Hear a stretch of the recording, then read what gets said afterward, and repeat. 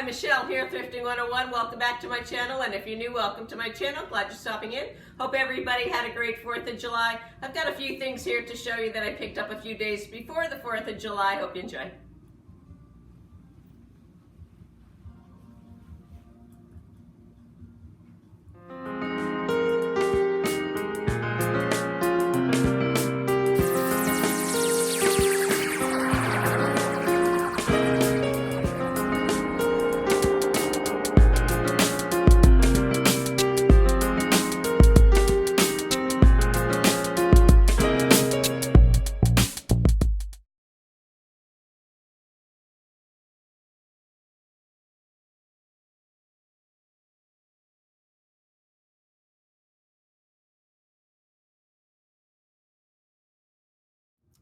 It's really hot down here in Florida, and thrift stores are kind of slow. There really hasn't been anything at Salvation Army or Goodwill in a couple weeks. So I went to a few other stores and I picked up this gorgeous set at Nana's thrift store. And actually I paid quite a lot for it. And it's funny, if I had seen it in an antique store, I probably would have passed it by, but because I did see it in a charitable thrift store, and you don't really see them in thrift stores often, I did buy it, and I did pay $35 for the set. They're simply beautiful. It's one of my favorite Depression wear patterns. It's made by the Hocking Glass Company, which preceded Anchor Hocking. The pattern is called Cameo. It's Depression glass. It was produced between 1930 and 1934. It's also known as ballerina or dancing girl, and I'll tell you why in just a minute. It's also Vaseline or uranium glass. Actually, the term Vaseline glass was only started to be used in the 1950s. Technically, I guess it's uranium glass, and that simply means that it's added, a small amount of uranium oxide is added to the glass mixture when they produce these. They also came, the Cameo pattern, in pink, yellow, and a clear with a platinum rim, which is kind of hard to find. You'll find green is the most common color. Although the technical pattern name is Cameo, back probably in the 40s or 50s and even a little later, people started calling it ballerina or dancing girl, and that's because if you see right here in the center, we'll try and get a close-up on it. It's a picture of a female dancer with swirling veils. Like I said, it's one of my favorite patterns. I paid $35 for it. I might just keep them, or I might ask about $55, which is kind of up there. So I'm not quite sure. I did also want to mention that you hold these under black light. That's how I always tell uranium or Vaseline glass, but which I didn't know is that it can also be detected by Geiger counters. I was so excited about these pieces, I forgot to tell you, which is probably apparently obvious anyways. This is an open sugar and creamer set, and the creamers are a lot harder to find than the sugar. This was an interesting find. I saw these at Nana's Thrift Cottage. They weren't marked. I originally thought they were Tupperware. They're not marked on the bottom, obviously. They're salt and pepper shakers. They're plastic, and on this side right here, it says DeKalb. And I figured, oh, DeKalb, I'm gonna go and look up Chicago sports logos because that must be what it is. That is not what it is at all. They are actually made by the DeKalb corn seed company. They must be promo items. I think they're probably 1960s.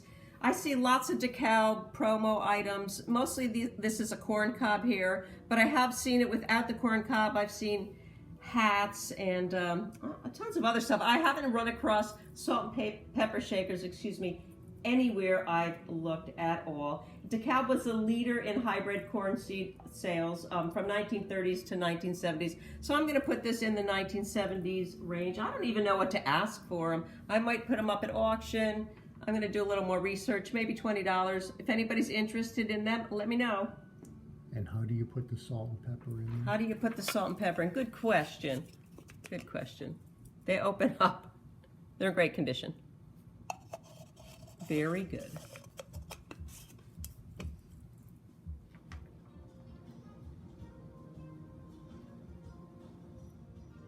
Picked up a set of these. I paid $1 each at Nana's Thrift Cottage. They're Buffalo China restaurant wear, and that back stamp dates it between the 1960s and the 1970s. Has a beautiful blue geometric pattern border to it.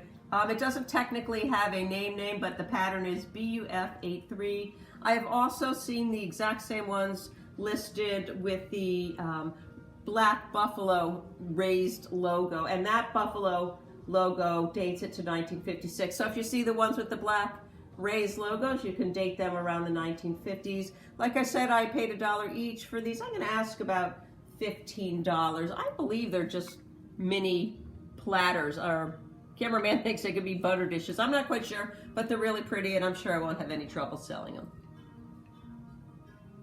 We have a Habitat for Humanity store here in Melbourne. I didn't realize it till just a couple weeks ago, but we stopped right in there. It's right across the street from Nana's thrift store. And this was actually the only thing I found there that day, but it was a good find indeed because it's a Pyrex lid. I always say, and as everybody out there who collects Pyrex knows, lids are really hard to find. This is in the Soul Flower pattern, dates to 1969. It was a promo piece. And promo pieces by Pyrex were usually released in the spring for Mother's Day and for the bridal season, and then again in the fall for the holiday season. And that practice dates from the 50s to the early 70s. Soul is the unofficial pattern name. It didn't really have a name. It did come with the server, and they originally sold for $3.75.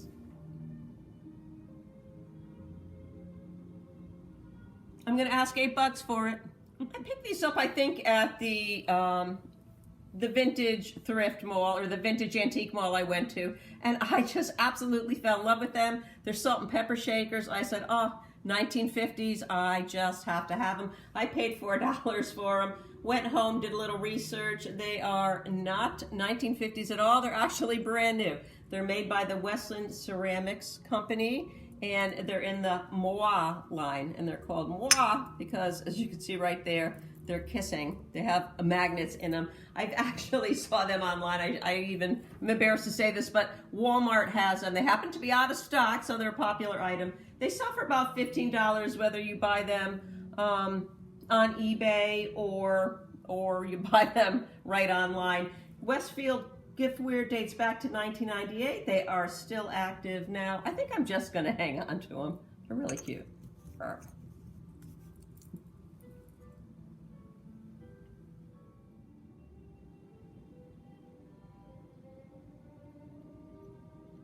This surprisingly, at least surprisingly to me, is Royal Albert Old Country Roses. Let me turn it over. It's very pretty. It's a 12-inch leaf platter, and I didn't thrift this. Actually, a friend of mine, Betty, who lives around the corner from me, has the most beautiful Old Country Roses collection I've ever seen. It's massive, and she has everything. And I don't know, she had gotten this, and it wasn't what she expected. It wouldn't be what I would expect either for Old Country Roses. Anyway, it's in magnificent condition. She asked me to sell it for her, and so I did a little research, and I think I'll ask $20 for it.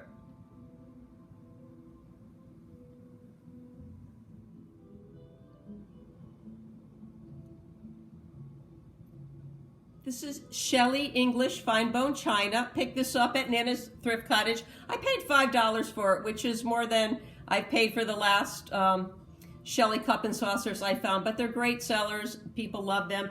This is in the dainty shape. It's simply beautiful. You can see the inside right here. It looks like it's a display cup and saucer set. Pattern's called Bluebell Wood, 1945 to 1966.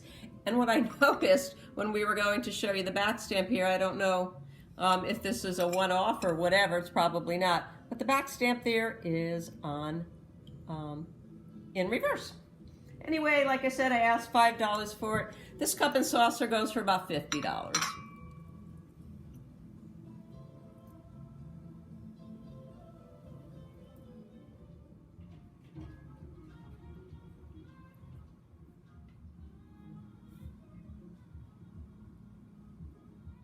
It's so hot down here that my girlfriend and I went to the Indian River Antique Mall, which if you're down here, go sometime. The place is massive. We actually lost each other in there for a couple hours, and you just walk out overwhelmed. They have the most beautiful stuff. Anyway, I was walking around and I saw this, and I saw the cover, and I said, oh, that's obviously Culver, or at least it was obvious to me that it's Culver. The pattern is called Seville, and it came, I'll show you right here, covered casserole. And I'd never seen one before, and I fell in love with it. And when I turned it over, I saw that it was Fire King, which kind of blew me away because I had no idea that Fire King and Culver had hooked up to make anything. And this is just one of the patterns that they did hook up to make casserole dishes. It does have a few, I'm not going to touch it, but a few tiny little chips here. No big deal as far as I'm concerned. It costs $12. They sell for about $35. That back stamp there dates it to, well, actually I know the date, it's 1962. The back stamp is the early to mid 1960s. Fire King back stamp. And that's 22 karat gold, just like on all the mid-century Culver pieces.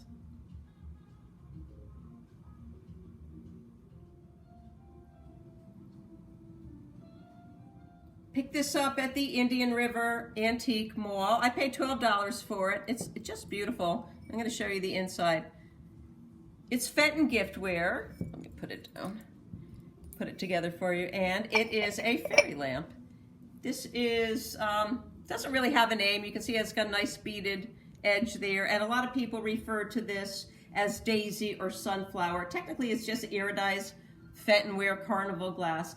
And this color, the sea green color, was a limited edition color only produced in 1998. It's 5 inches tall. I'm going to ask about $40 for it.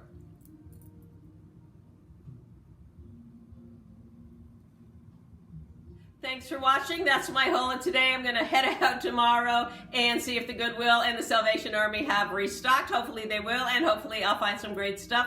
Thanks again for watching. Don't forget to like, share, subscribe, and most importantly, leave me a comment. See you again real soon. This was a really great find. It's the only thing I found at Habitat for Humanity. Here it is. Whoops. Bring it on.